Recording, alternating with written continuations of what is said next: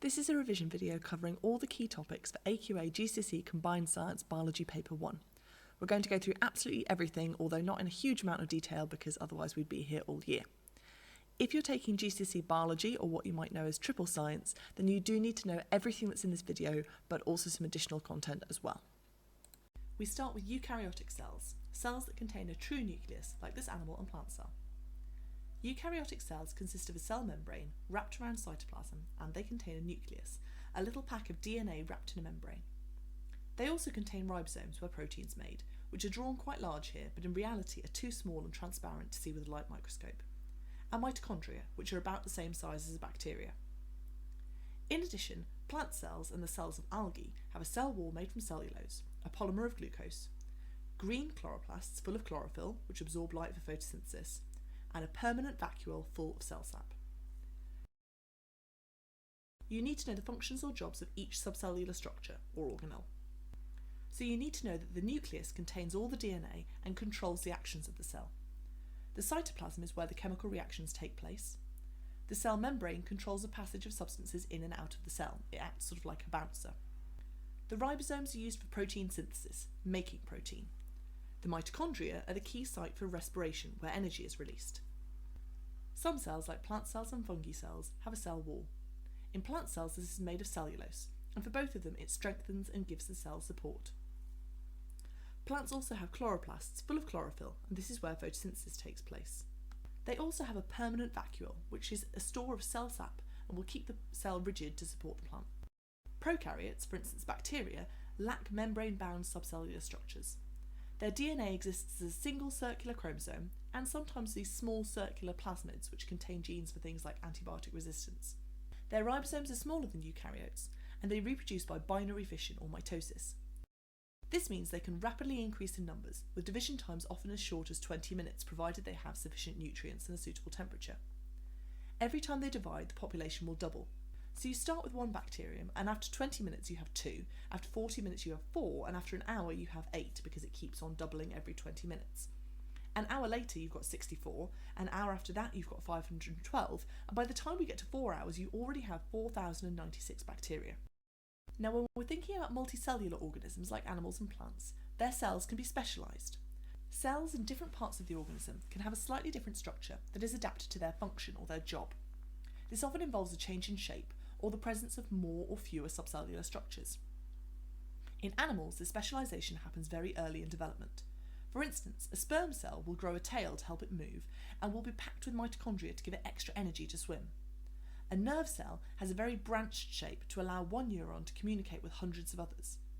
You'll also see muscle cells packed with mitochondria for energy and ribosomes for protein. Plant cells specialise much later, and they retain unspecialised meristem cells throughout their entire lifetime. You could think about the palisade cells in the leaf with lots of extra chloroplasts, or the cells involved in transport. Root hair cells contain no chloroplasts because they're under the ground, so they can't photosynthesize, and they have an extended shape to increase their surface area and maximise their absorbance of water and minerals. The xylem and phloem are the plant's equivalent of veins and arteries.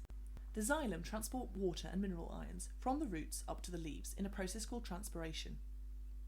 They're made out of dead cells which are reinforced with a woody material called lignin, and there are no divisions within each vessel. Basically, you just have a thin hollow tube. The phloem transports sugar, specifically a sugar called sucrose that we don't really talk about at GCSE, and they move it from the leaves where it's made in photosynthesis all around the plant in a process called translocation. The phloem are made out of living cells, and these cells have sort of an extra cell stuck onto them called a companion cell, which is doing a lot of the work for them so that they can just concentrate on moving things. In between the different cells of the phloem are something called sieve tube elements, so it's not just one continuous tube. Since we're talking about xylem and transpiration, we might as well mention that the best conditions for transpiration are what you'd think of as good laundry weather. So when it's hot, dry, light, and there's lots of air movement, transpiration will happen quickly. This is because when it's warm, the water molecules have more energy, so they move faster and evaporate more quickly. When it's dry, there's a steeper concentration gradient from the plant to the air. The presence of wind or an air current will move the water away from the plant, so the water will keep on moving out because that concentration gradient remains. And when it's light, the plant is wanting to do more photosynthesis, so it will keep its stomata open for longer. We call unspecialised cells, which have the potential to become many kinds of cell, stem cells. Adult humans have very limited stem cells, which can only become a few types of cell. For instance, in your bone marrow, you have stem cells which are able to become red blood cells and white blood cells, but they couldn't suddenly become a nerve cell, say. Embryos contain stem cells that can become most types of cell. You've probably heard about these being used for medical treatments like treating diabetes and paralysis and ethical issues involved.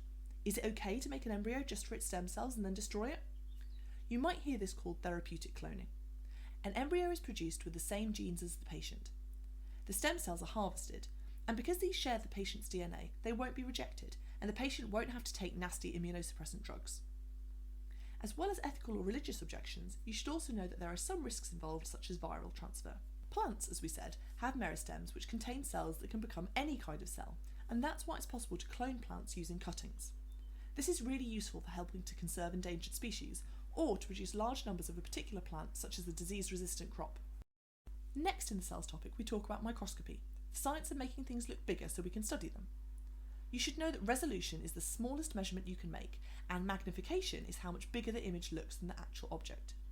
You can think of this a bit like when you take a really zoomed in photo on the camera on your phone, and if your phone doesn't have a really great camera, then sometimes you can zoom in 10 times, but actually the picture is really blurry, because the resolution isn't actually good enough to zoom in that much. There are two types of microscopes. Light microscopes give us a basic understanding of cells, but they can't see things below a certain size. You won't see a ribosome using a light microscope because they're just too small. You should know that the light microscopes you use in school have two lenses, an eyepiece lens and an objective lens. The eyepiece lens is almost always 10 times, but it could be 5 times. And then the objective lenses, well, most of the microscopes you use in school will have 3, a 4 times, a 10 times and a 40 times. You multiply together the magnification of the eyepiece lens and the objective lens to get the overall magnification. Electron microscopes have greater magnification and resolution, so they allow us to see things more clearly and things that are smaller. Here's another opportunity for some maths. Work out the magnification of an image, or the actual size of an object from its image. If you can remember this triangle, just cover up one of the 3 letters and use the remainder to give you an equation. So if I'm calculating magnification, I need to take the size of the image, that's the picture on the exam paper that you've measured with a ruler, so say 30 millimetres, and divide it by the size of the object, that's the thing in the picture which you may have to work out using a scale bar, so that could be 0.03 millimetres. Remember, the equation will only work if your units are the same for both measurements. So if one is in millimetres and one is in micrometres, you'll need to convert. And it doesn't matter which one you convert, but they need to have the same unit. All of your unit conversions in GCSE Science involve multiplying or dividing by 1,000. There are 1,000 micrometres in a millimetre and 1,000 nanometres in a micrometre. There's a required practical about microscopy. You should be able to describe the method, how you start with a stage as high as possible using the lowest power objective lens. Focus firstly with the coarse focusing wheel and then with the fine focus. Then you switch to a more powerful objective lens if you need to and focus using just the fine lens. You'll need to talk about how a stain is used to allow you to see the transparent components of the cell, and you'll need to be able to troubleshoot. If an image is blurry, you use the focusing wheels to bring it into focus. If it's too small to see clearly, you need a higher power objective lens. If you can't see an image at all, it could be that the lamp isn't turned on or that the objective lens isn't fully in position. Now you need to know about cell division, and to understand that, it's helpful to have a quick look at hierarchy. Within an animal or plant cell, we have a nucleus, and within the nucleus we have chromosomes, 23 pairs in a human body cell, and each chromosome, containing about 1,000 different genes, is made of a chemical called DNA, deoxyribonucleic acid. That DNA is going to be really important when we get to paper 2 in the genetics topic, but it's also relevant to mitosis, one of the 2 types of cell division. Mitosis, which is used by body cells for growth and repair, is part of paper 1. Don't get it confused with meiosis, used to make gametes, which comes up in paper 2. Basically, if it's happening anywhere in the body except for the ovaries and testicles, it's mitosis. Mitosis occurs as part of the normal cell cycle, following interphase, where the cell just sort of grows and does normal metabolism, and a DNA replication phase, where all the DNA in the cell is copied. The chromosomes are pulled to opposite ends of the cell, and then the cell divides once, producing 2 diploid daughter cells that are both identical to the original cell they were made from. Mitosis makes clones. The next topic is about transport of materials, and we start with diffusion.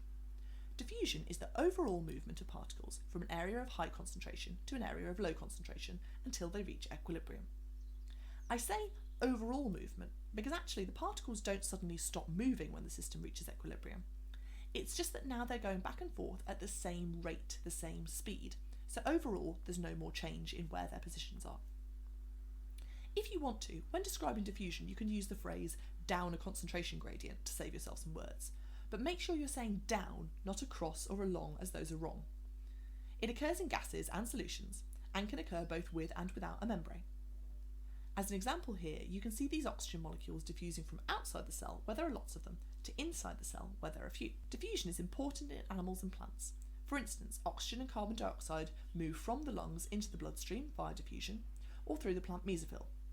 And also, urea moves from the cells into the blood plasma by diffusion. Certain tissues will be adapted to improve the speed with which diffusion can occur. Having a large surface area means there are more places for the molecules to be absorbed. So tissues like the alveoli in the lungs or the villi in the small intestine have a folded structure to increase their surface area. By only having a thin membrane, there's less distance for the absorbed substances to travel, and having a good blood supply, like a strong capillary network, or good ventilation in the lungs will help to maintain the concentration gradient so the substance keeps moving. This also happens in plants, as we've seen already. Root hair cells have a very large surface area too. Speaking of surface area, there's a bit of chemistry crossover here about how cutting an object into smaller pieces or giving it folds gives it a bigger surface area to volume ratio, and that will always speed up transport and also chemical reactions. It's not that the small pieces have a bigger surface area, it's that the whole volume taken together now has a bigger surface area. This also means that it's much easier for single-celled organisms like bacteria to absorb substances by diffusion. In multi-celled organisms, it's really important to have transport systems like the blood supply or like the xylem and the phloem in plants. Now, osmosis is like diffusion, but it's the water that moves. You can basically take your diffusion definition and add in of water at a high concentration and low concentration, but some people find that confusing, so I tend to stick to dilute solutions and concentrated solutions. You also need to mention the importance of a partially permeable membrane, something that water can get through but other things can't. You have to bear in mind that the water is moving to try to balance out the solutes, so when the process is finished, there won't be the same amount of water everywhere. There'll be more water wherever there was more solute to begin with. In the required practical for osmosis, you would have investigated putting pieces of a vegetable, usually a potato, into solutions of different concentrations. If the solution contains more water, then the water will move into the plant cells to dilute them, and they'll get bigger. If the solution contains less water, then water will be sucked out of the plant cells and they will shrivel and shrink. This will make your potato cylinder get shorter, which you can measure with a ruler, and also lighter, which you can measure by weighing it. If the potato doesn't change mass or size, that tells you that the solution it is in has the same concentration as the fluid in the cells. Here's another opportunity for some maths, working out the percentage change in mass of the piece of potato. Like with all the required practicals, you need to be aware of your independent variable, here the solution you're putting the potato in, your dependent variable, the mass of the potato, and the control variables, things like having all the same size pieces at the start and leaving them for the same length of time before you measure them. It's also important to dry off your potato before you weigh it, so you're not also weighing the water. Our third method of transport is active transport. You can think of active transport as sort of like the opposite of diffusion. It's the overall movement of particles from where there's a low concentration to a high concentration, and it needs carrier proteins and energy from respiration. You'd expect that tissues doing a lot of active transport will therefore have large quantities of mitochondria to provide them with this energy. We see active transport in plant roots, where root hair cells absorb mineral ions like magnesium for making chlorophyll and nitrates for making protein, and in the villi of the small intestine, where sugar is absorbed into the bloodstream. In both of these scenarios, it allows the organism to absorb over 50% of the available nutrients, which is all they would be able to get using diffusion. The second topic in GCSE Combined Science Biology Paper 1 is organisation, and we've already discussed this a little bit as part of Unit 1, because we've said that a eukaryotic cell has a nucleus within it, and that nucleus contains chromosomes, and the chromosomes are made of DNA. But we also need to be able to talk about how things bigger than cells work. So you should know that cells are the basic building blocks of all living organisms, and that a tissue is a group of cells that have a similar structure and function, so lots of different cells that are the same as each other working together. Where you have multiple different tissues that together perform a specific function, we call that an organ, and then organs may be organised into organ systems, which work together to form organisms. Now, you're probably quite familiar with this idea when it comes to animals, but plants can be a little bit less familiar. So if we take a whole plant, we can break that down into organs like leaves, stems, roots and flowers. And then if we take the leaf as an example, we can break that down further into tissues. So within a leaf, you have a waxy cuticle on top. Now that's not actually a living tissue, it's a layer of wax which is going to prevent water loss from the plant. Beneath the waxy cuticle, there is a transparent layer called the epidermis, or the epidermal layer. And the reason that that's transparent is to allow maximum light to get through. Below this is the palisade mesophyll layer. So mesophyll just means the middle of the leaf, and the palisade layer is the bit that has all the extra chloroplasts, and it's where the majority of photosynthesis happens, so we can say that it's specialised in that way. Below this is the spongy mesophyll, which has gas spaces to allow oxygen and carbon dioxide and water vapour to diffuse through the leaf. And embedded within the spongy mesophyll will be the vascular bundles which contain the xylem and phloem, which are obviously responsible for transpiration and translocation. At the bottom of the leaf we have another epidermal layer, and within this there are going to be stomata, those pores that allow gas exchange to happen, and they're surrounded on either side by the guard cells. Guard cells are pairs of cells responsible for keeping a particular stoma open or closed based on how well hydrated the plant is. When there's a lot of water available, then the plant uses energy and active transport to pump ions into the guard cells. This causes water to move in by osmosis, and the cells become full of water and they're what we call turgid, and this will lead the stoma to be open. When there's less water available, then the water moves out of the guard cells, they become flaccid or shrunken and shriveled, and the stoma pore is going to close up, and that will prevent further transpiration from happening and the plant becoming any more dehydrated. You should also be able to use the human digestive system as a case study of an organ system. So you need to be able to label the mouth, the esophagus, the stomach, the small and large intestines, and also the liver, gallbladder and pancreas, which are all responsible for producing other chemicals that are important in the digestion of food.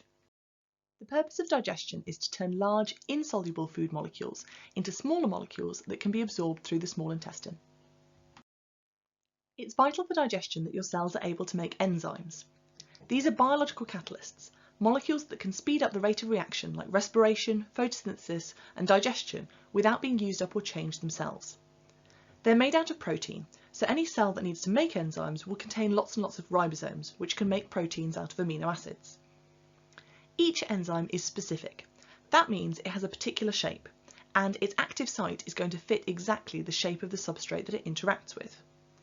It's possible for the enzyme to be denatured and stop working if its active site gets permanently bent out of shape by extremes of temperature or pH. The human body makes thousands of different enzymes, but when talking about the digestive system, you need to be able to discuss 3 of them. Each of them has a name that ends with the suffix ase, which indicates that it's an enzyme. And they're all made in the pancreas and the small intestine, but 2 of them have an additional site where they're also made. Amylase is an example of a carbohydrase, an enzyme that breaks down carbohydrates. Amylase specifically breaks down the carbohydrate starch into sugar. As well as being made in the pancreas and the small intestine, it's also made in the mouth, which has a neutral pH, and it will work in the mouth and later in the small intestine. The reason that it's made in different places is because the amylase that is made in the mouth will be denatured by the acid in the stomach as it passes through, so further amylase has to be made lower down the digestive system. Protease enzymes break down proteins into amino acids. As well as being made in the pancreas and the small intestine, they're also made in the stomach. Lipase is an enzyme that can break down lipids or fats, and these are broken down into 2 monomers, fatty acids and glycerol. Again, lipase is made by the pancreas and the small intestine, and it works in the small intestine. In addition to the 3 enzymes mentioned above, there are 2 other chemicals that you need to know about. Bile is produced by the liver and it has 2 functions. It emulsifies fats, which means that it breaks apart large globules into much smaller droplets, which enables enzymes to work on them because it increases the surface area. It's also alkaline, and that allows it to neutralise the stomach acid to give the optimum pH for the enzymes that are working in the small intestine. The stomach, as well as making protease enzymes, also makes hydrochloric acid. This is responsible for giving the protease enzymes their optimum pH, the pH that they're going to work best at, and it has the additional function of killing bacteria. For the food test required practical, you need to be able to describe how to test for the presence of carbohydrates like starch and sugars, lipids and proteins. To test for starch, we use a reagent called iodine solution. This starts out as an orangey brown colour, but if starch is present, it will turn blue-black. To test for glucose, we use something called Benedict solution, which is a mixture of copper sulfate and sodium citrate. This starts out bright blue, but when it's heated with sugars, it will turn green and then yellow and then orange and then red. To test for proteins, we use a different blue solution called Burette reagent, and this will turn a lilac-y purple colour if there is protein present. For lipids, there isn't a particular test named in the specification. The one that I would choose to use involves adding ethanol and water, and if there's a lipid present, then a white emulsion will form. If there isn't any lipid present, then you don't see anything at all. Linked to the food test required practical is a further required practical where we investigate the optimum conditions for a particular enzyme to work. As we know, the optimum conditions are the conditions where the enzyme is happiest, when it's able to fastest catalyse the particular reaction that it usually works for. In this investigation, we're going to use the enzyme amylase, which breaks down starch to make sugars. As we saw in the previous slide, we can test for the presence of starch using iodine solution, which in the presence of starch will be blue-black, but when there's no starch left will be orangey-brown. So we're going to use a continuous sampling method. This means that every 30 seconds we take a new sample and see is there any starch left. So we're going to start off and you have a tube in which you've mixed the starch together with the enzyme. And basically, by taking out these continuous samples, we're able to see how long does it take until the enzyme has broken down all the starch that is in that sample. You're going to end up with a results table that looks a bit like this, where when there is starch present, there's a tick, and that would show that the iodine would have gone blue-black, but where there's a cross, that shows that there's no starch left and the iodine has remained orangey-brown. As you can see from this data, when it's pH 7, the amylase very quickly broke down all the starch. But at pH 5 and pH 9, it's working much slower, and at pH 2 and pH 12, the enzyme has been completely denatured. In this investigation, you might be asked about the control variables that you would use. Now remember, a control variable has to be something that you are specifically controlling, you are specifically doing something to make sure that it doesn't change. The obvious one here is that we're going to need to control the temperature, because that would affect the activity of the enzyme as well. But it's not just enough to say that you do the whole experiment at room temperature, you need to be actively doing something to keep the temperature the same. And this would usually involve using either a water bath or an electric heater. Next in the specification, you need to be able to identify and label a number of organs of the human body. Here we look at the lungs. The trachea, which is the proper name for the windpipe, is surrounded by rings of cartilage that prevent the tube from being flattened, leading to suffocation. This then splits into two bronchi, one in each lung, which in turn split into bronchioles. These finally split into thousands of tiny alveoli, little cloud-like structures that give the lungs a sort of bubbly texture and increase the surface area for gas exchange. Each alveolus has a really good blood supply. Underneath the lungs is the diaphragm. This is a thick sheath of muscle that moves downwards, increasing the volume of the thoracic cavity and leading the lungs to inflate. There are three types of blood vessel that you need to know about. The arteries carry blood away from the heart under high pressure, so they have thick elastic walls. The veins carry blood towards the heart, and it's under lower pressure, so they have thinner walls, but they have valves to prevent backflow. The capillaries are the tiny little blood vessels that allow blood to get to every cell in your body, and they have walls that are just 1 cell thick. Human blood is made up of 4 key components. Red blood cells carry oxygen in the form of oxyhemoglobin. White blood cells, of which there are several different types, fight infection, either by engulfing pathogens, producing antibodies, or acting as memory cells. Platelets are fragments of dead cells, and they're responsible for clotting, while plasma is the liquid part of the blood, and this carries dissolved carbon dioxide, urea, hormones, glucose, and amino acids. The human heart is part of a double circulatory system, which means that the right side and the left side of the heart function independently to pump the blood to different places. The hardest thing to get your head around with the heart is that it's labelled from the point of view of the person whose heart it is. So if you look at a piece of paper with a drawing of a heart, then the left-hand side of the piece of paper is actually the right-hand side of the heart, and vice versa. When blood takes its path through the body, it goes from the body, through the vena cava, which is the most important vein, into the right atrium. Between the right atrium and the right ventricle, there is a valve which is to prevent backflow. From the right ventricle, the blood moves away from the heart through the pulmonary artery to go to the lungs, and there it becomes oxygenated. It returns to the heart into the left atrium, and there again there is a valve separating it from the left ventricle to prevent backflow, and then from the left ventricle it leaves the heart through the aorta, which is the biggest artery in the body, and goes to the rest of the body. You'll notice from this diagram that the left-hand side of the heart is much more muscular than the right-hand side, and this is because it's having to pump the blood a longer way. Located in the right atrium, there is a small group of cells that control the natural resting heart rate, and this is called the pacemaker. If something goes wrong with the pacemaker cells, then it's possible to have an artificial pacemaker fitted, which is an electrical device that is used to control irregularities in the heart rate. Health is defined as the state of physical and mental well-being, and ill health can be caused by a number of factors, including communicable and non-communicable diseases and other factors like diet, stress and lifestyle. It's also possible for these factors to interact. So for instance, if there's a problem with your immune system, you're obviously much more likely to suffer from infectious diseases. But also certain viruses like HPV can be responsible for certain cancers beginning. It's possible to have an immune response to pathogens that can cause allergies like rashes and asthma, and also if you have poor physical health, it's possible for this to lead to mental illness. Often when we're trying to figure out what causes a disease, the first step is to look for a risk factor. Risk factors are things that we don't necessarily know cause a disease, but they have a link where when one increases, the other increases. It could be something to do with aspects of a person's lifestyle or also substances in the person's body or their environment.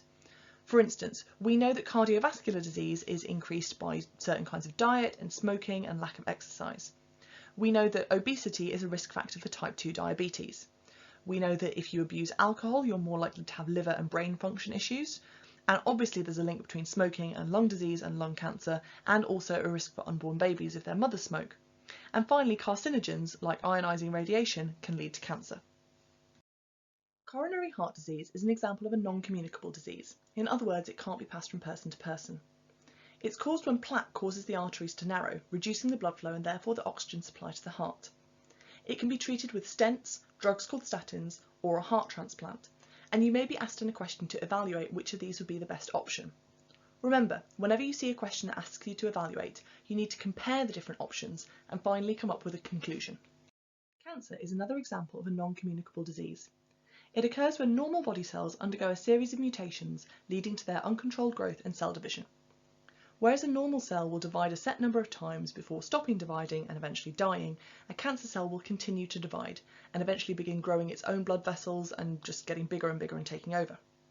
When this begins to happen, the tumour can be classified either as being benign, which means that it's not considered cancerous because those cells are contained by a membrane and stay in one part of the body, or it could be classified as malignant, which means that the tumour is cancerous and it can begin invading neighbouring tissues and forming secondary tumours in other organs. Communicable diseases are those that it is possible for one infected person to pass on to another because they're caused by something called a pathogen, a disease-causing microorganism like bacteria, viruses, fungi and protists. Bacteria make us ill by making poisons called toxins, and they can be killed by antibiotics. Viruses, on the other hand, can't be killed by antibiotics. They're not actually alive, and they reproduce by hijacking our cells and damaging them. It's possible to treat the symptoms using a painkiller, but they won't actually treat the infection. There are 3 examples of communicable diseases caused by viruses that you need to know about for the exam. Measles causes fever and a red skin rash, and it's spread by inhaling droplets from the coughs and sneezes of other people who have the disease. It can be prevented by vaccination, like with the MMR vaccination. Human immunodeficiency virus, or HIV, firstly causes a flu-like illness, but later the white blood cells are attacked. Autoimmune deficiency syndrome occurs when the immune system is unable to defend itself against these infections because the white blood cells have been damaged. HIV is spread through the exchange of bodily fluids, such as blood if people share needles when they're injecting drugs, or semen through sexual contact. It can be managed by antiretroviral drugs, but if the disease has progressed far enough for AIDS to begin, then it cannot be reversed. Tobacco mosaic virus, or TMV, is an example of a plant-based virus. It causes a mosaic pattern of discoloration on the leaves of infected plants where they don't contain sufficient chlorophyll. This affects growth because the bits of the leaf that don't contain chlorophyll are unable to photosynthesize. It can be spread through the contact of the infected leaves or by contaminated tools, and it can be managed by removing the infected leaves, cleaning tools and rotating crops. Salmonella and gonorrhea are both caused by bacteria. Salmonella is responsible for food poisoning. The bacteria make toxins, and these lead to fever, abdominal cramps, vomiting and diarrhea. It can be spread on contaminated food that hasn't been cooked properly or has been prepared in unhygienic conditions. In the UK, we vaccinate our chickens to try and prevent its spread. Gonorrhea is a sexually transmitted disease that causes thick yellow or green discharge from the penis or vagina and pain when you pee. It's spread through sexual contact and can be prevented by using barrier methods, like condoms. It can be treated by antibiotics, but antibiotic-resistant strains are beginning to arise, and this is making the disease harder to treat. Rose black spot is a plant disease caused by a fungus. It causes purple or black spots to develop on the leaves, which then turn yellow and drop off, and it can be spread through water or wind. It's treated by fungicides or by just removing and burning the affected leaves. Malaria is a disease caused by a protist, and it causes recurrent episodes of fever. It's spread through a vector, in this instance a mosquito. Essentially what happens is that in order for the mosquito to lay her eggs, she needs a blood meal. And when she drinks blood from an infected human, she picks up the protist, and then when she bites another human, she inoculates them as well. Spread of the disease is prevented by either stopping the mosquitoes from breeding in the first place, by draining the standing water that they like to lay their eggs in, or by using mosquito nets to avoid being bitten. The human body has many different defence mechanisms against invading pathogens. The skin acts as a barrier preventing pathogens from entering the bloodstream. In the nose and in the trachea, there are goblet cells which produce a thick mucus which trap any pathogens that manage to enter those ways. And then small hair-like structures called cilia waft the pathogens so that they end up being swallowed and going into the stomach, which is full of stomach acid, which is capable of killing almost any bacteria that enter. If a pathogen does make it past those first lines of defence, it encounters the immune system, made of the white blood cells. The two most important types for you to know about are the phagocytes and the lymphocytes. Phagocytes are able to engulf pathogens. They literally take them inside and digest them in a process called phagocytosis.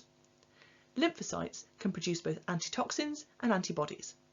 Antitoxins are responsible for immobilising the toxins that bacteria can make, those poisons that make us sick, whereas antibodies are responsible for immobilising the pathogens themselves. They're specific to the antigens, the little protein bumps on the outside of the pathogen, so they'll only work for that particular pathogen, and they'll immobilise them and often stick them together so that one phagocyte can engulf several pathogens in one go. Vaccination is a procedure to protect us from certain diseases. It works by injecting a small amount of a dead or inactive form of the pathogen. The lymphocytes are able to produce specific antibodies based on this. Remember, specific means they're the same shape. It's kind of like the lock and key theory of enzymes. These antibodies will immobilise the pathogen to allow phagocytosis to happen. Special lymphocytes called memory cells stay in the blood, and they remember how to make that particular antibody. If you become reinfected, these memory cells produce large quantities of the specific antibodies much faster, and the pathogen is killed before you even really feel ill. You're now considered to be immune to that particular strain of the pathogen. Any question asking you to discuss the advantage of vaccination is expecting you to know that following vaccination you will produce far more antibodies and you will produce them much more rapidly. When treating diseases, antibiotics can only be used to treat bacteria. They don't work on viruses because they are protected by the cells that they're in, also because they're not living. Painkillers can be used to relieve the symptoms of infections, such as if you've got a fever when you have a cold, but they don't kill the pathogens. You should know that lots of different drugs have natural starting points. Digitalis is a medicine given to strengthen heart contractions, and it was originally isolated from the dried leaves of foxglove plants. Aspirin was originally isolated from willow bark, and if you go on to do A-level chemistry, then one of your required practicals is synthesising it. Penicillin, the first antibiotic, was isolated from a fungus called Penicillium by Alexander Fleming. Drug development is a really long process, and it's entirely normal for it to take 10 years or more for a drug to come to market. It begins with preclinical testing. In these tests, we look for toxicity, so is the drug going to kill anyone, and stability. If we make the medicine and leave it on the shelf for a month, will it still work at the end of that, or is the compound really unstable? These tests involve cells, tissues, and eventually animals. Next comes clinical testing, all the testing that involves humans. And it's really important throughout this that the person taking the drug doesn't know whether they're getting the actual drug or the control, what we call a placebo, which is a version of the medicine that has had all the active ingredient taken out. And it's also important that the doctor doesn't know that either, because if they did, they might treat the patient differently. This is what's called a double-blind trial. Neither one of them knows who's taking the real drug and who's taking the placebo. These tests look for side effects, efficacy and dosage.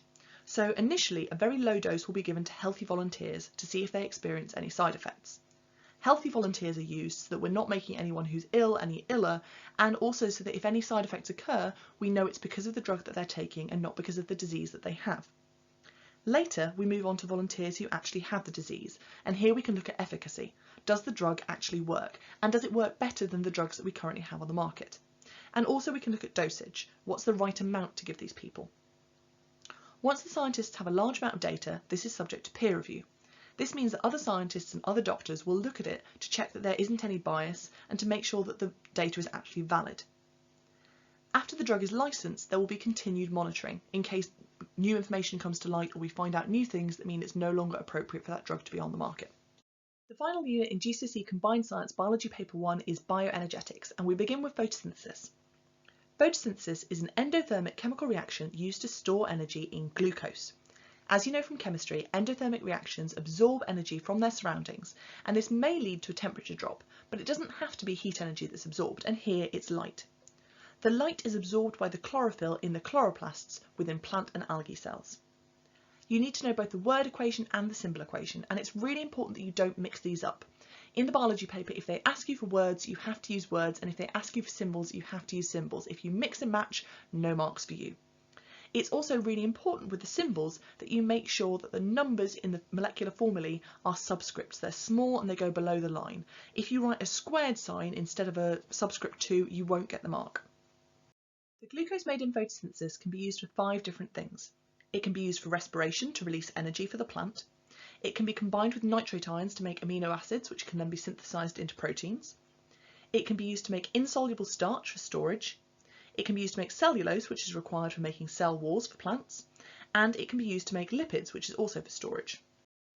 The rate of a chemical reaction is its speed, and we can measure the rate of photosynthesis by using an aquatic plant and looking at the number or the volume of bubbles of oxygen gas that are produced in a certain amount of time. It's really important when you're discussing rate that you do mention you're going to time it. The limiting factor of a chemical reaction is the thing that's slowing it down. It could be a reactant that there isn't enough of, or a condition that simply isn't optimum. And for photosynthesis, there are 3 options for the limiting factor: light intensity, carbon dioxide concentration, and temperature.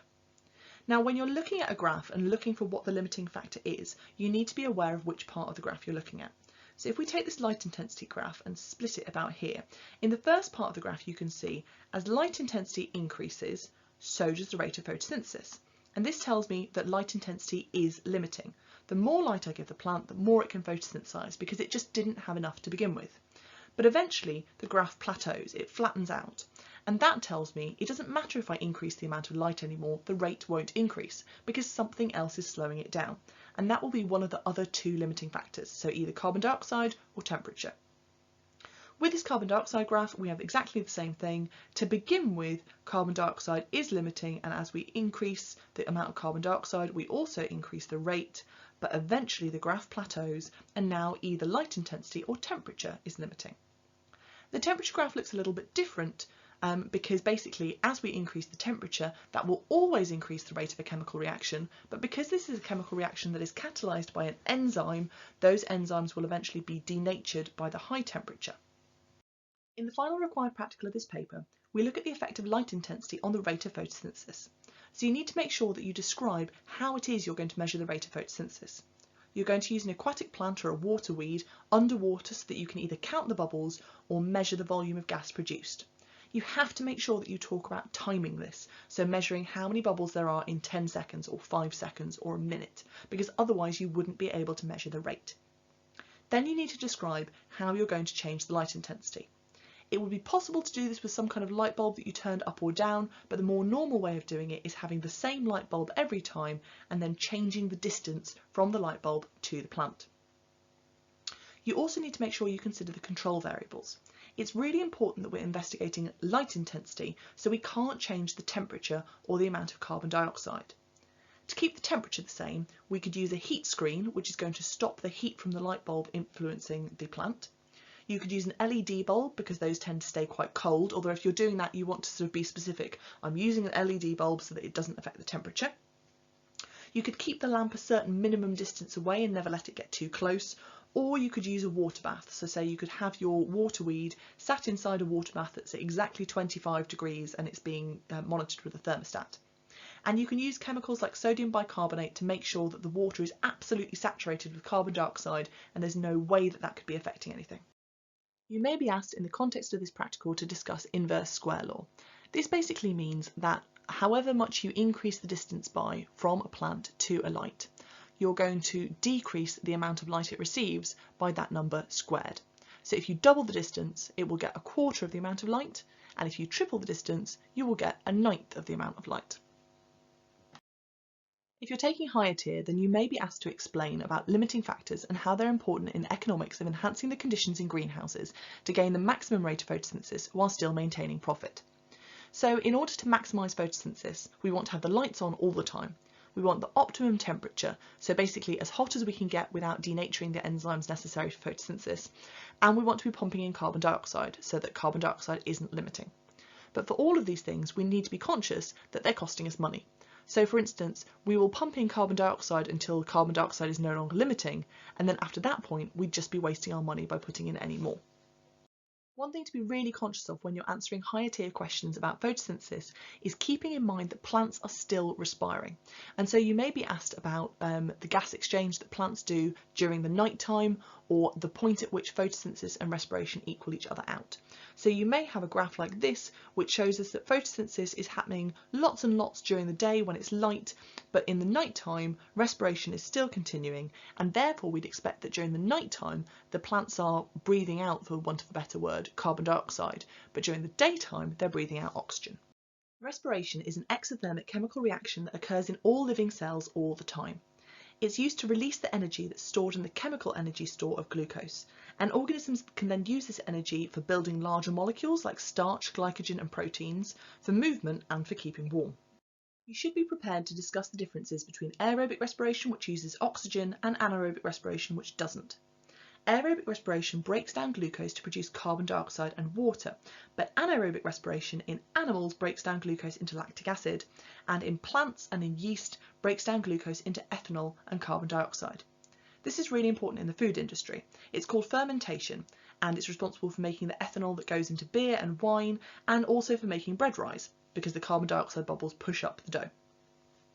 Aerobic respiration is an example of complete oxidation, and therefore it releases about 19 times more energy and has no oxygen debt, whereas anaerobic respiration is incomplete oxidation, releases less energy, and leads to a large oxygen debt. Oxygen debt can be defined as the amount of extra oxygen needed to react with the accumulated lactic acid to remove it from cells. You may be expected to discuss respiration and the changes that occur in the body during exercise as a result. When we exercise, we need more energy, so we need to respire more. Therefore, the heart pumps faster to supply more oxygen and glucose to the muscles. Breathing rate and breath volume also increase to supply more oxygen. Without these, the cells can't continue to respire aerobically, which is the best way to supply them with the most amount of energy. If this doesn't happen, then anaerobic respiration will take place instead, and this can lead to muscle fatigue when the muscles fail to contract efficiently. If you're taking higher tier, then you also need to know that the blood flowing through the muscles transports lactic acid back to the liver, where it can be converted back into glucose.